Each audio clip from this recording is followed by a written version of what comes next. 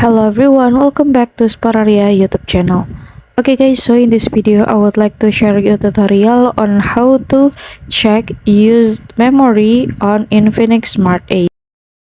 Okay guys, if you want to check the memory usage or the remaining memory usage on your cell phone, it's really easy guys. So let's follow the next step. Right, without any further ado, let's get started the tutorial. Okay, first thing first, you can go to about settings menu on your phone. Then here you can scroll down and then go to storage.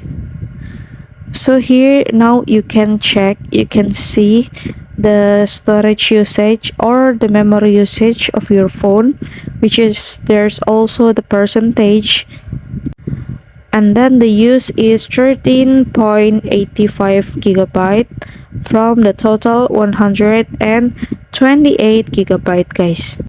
Alright, so here's the tutorial on how to check used memory on Infinix Smart 8, and thank you so much for watching guys.